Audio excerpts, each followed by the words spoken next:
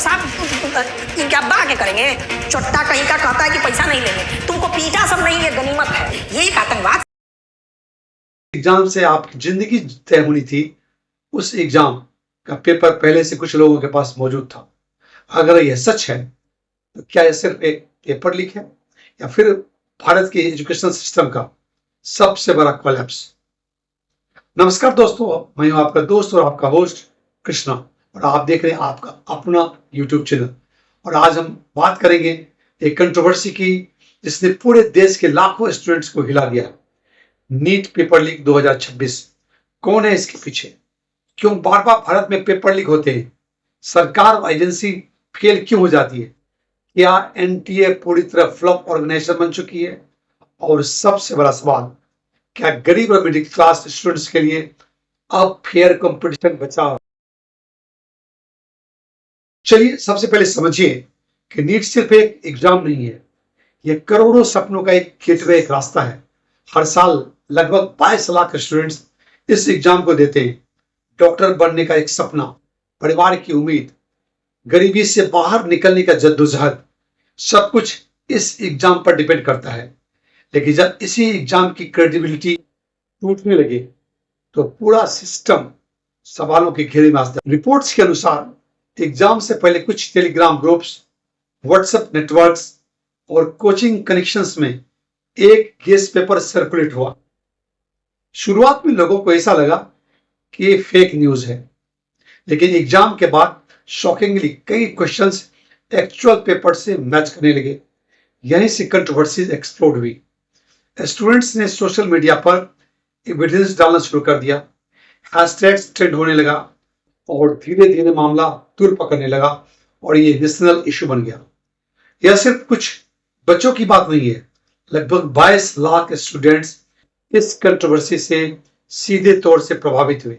सोचिए, एक गरीब परिवार जिसने खेत बेचकर कोचिंग कराई, एक स्टूडेंट जिसने डिप्रेशन तक फेस किया, एक लड़की जिसने रात भर जगकर पढ़ाई की, और अंत में अगर कोई पैसा देकर पेपर खरीद ले तो मेरिट का क्या मतलब रह जाता? क्यों है? अब सबसे बड़ा सवाल, भारत में बार बार पेपर लीक क्यों होता है?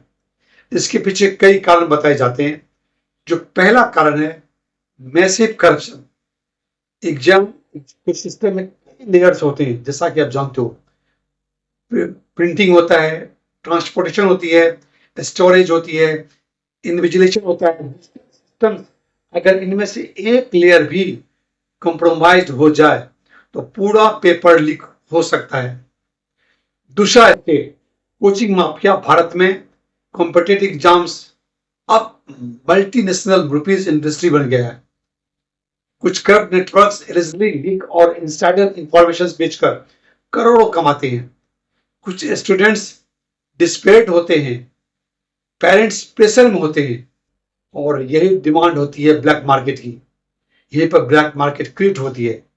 तीसरा अहम कारण है वीक सिक्योरिटी सिस्टम। एक्सपर्ट्स कहते हैं इंडिया अभी भी कई एग्जाम में आउटडेटेड सिक्योरिटी सिस्टम यूज करता है। Paper transport vans, physical storage, human handling, इन सब में लीक की पॉसिबिलिटी बनी रहती है। जो चौथा कारण है अकाउंटेबिलिटी की कमी।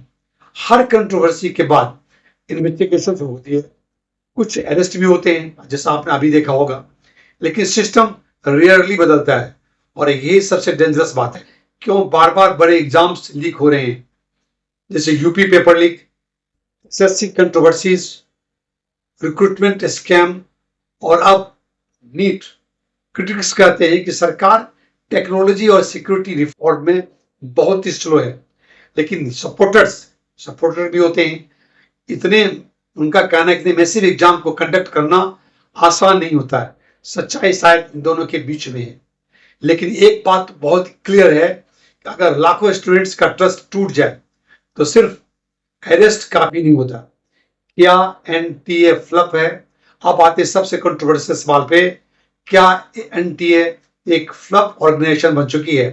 एनटीए यानी नेशनल टेस्टिंग एजेंसी, जिसे इंडिया में ट्रांसपेरेंट एग्जाम कराने के लिए बनाया गया था। लेकिन पिछले कुछ सालों में जैसे NEET controversies, result issues, technical complaints, grace marks और अब एलिज्ड पेपर लीक्स, इन सब ने एजेंसी की क्रेडिबिलिटी पर बहुत बड़ा क्वेश्चन मार्क खड़ा कर दिया है। सोशल मीडिया पर लोग पूछ रहे हैं कि अगर एनटीए फेयर एग्जाम नहीं करा सकती तो आखिर कौन कराएगा? कौन सिस्टम ऐसा होगा जो फेयर एग्जाम करा पाएगी? जिम्मेदार कौन है इसके लिए? इस पूरे सवाल में जिम्मेदारी लेवल तय करनी जरूरी है। अगर लीक पेपर प्रूव होती है तो जिम्मेदार हो सकते हैं कौन? Corrupt insider, coaching mafia, local networks, exam handlers, security loopholes, administrative negligence. लेकिन सबसे बड़ी जिम्मेदारी सिस्टम की है, जो ऑनेस्ट स्टूडेंट्स को प्रोटेक्ट जो ऑनेस्ट स्टूडेंट्स को प्रोटेक्ट नहीं कर पाती। और आज स्टूडेंट्स सिर्फ एंग्री नहीं, वो मेंटली एग्जॉस्टेड हैं। कई स्टूडेंट्स कह रहे हैं कि हम मेहनत तो करते हैं, अगर सिस्टम ही अनफेयर है, यह सब बेकार है। और सबसे बड़ा खतरा है, जब युवाओं का भरोसा टूटता है तो देश का फ्यूचर कमजोर हो जाता है। एक्सपर्ट्स कहते हैं, सॉल्यूशन सजेस्ट करता है fully digital exams, AI surveillance, encrypted question papers, randomized question sets, faster investigations, strict punishment, lifetime bans, independent monitoring authority। लेकिन सबसे जरूरी है पॉलिटिकल विल पावर की, क्योंकि बिना अकाउंटेबिलिटी के कोई रिफॉर्म टिक ही नहीं सकता। आप सोचो, एक गरीब स्टूडेंट, नीट उसके लिए सिर्फ एग्जाम नहीं होता, उसके बड़े परिवार का एक सपना, एक ड्रीम होता है। उसकी माँ की उम्मीद, उसके पिता की मेहनत, उसकी पूरी जिंदगी।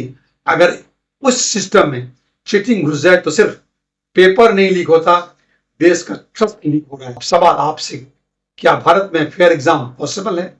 क्या एनटीए को पूरी तरह रिफॉर्म करने की जरूरत है? क्या पेपर लीक करने वालों को देशद्रोह जैसी सजा मिलनी चाहिए? कमेंट करके आप अपनी राय हमें जरूर दें। अगर वीडियो आपको पसंद आए तो इसे लाइक करें, शेयर करें, चैनल को जरूर सब्सक्राइब करें। बोलिए मत। मिलते हैं एक नए नॉलेज वीडियो के साथ।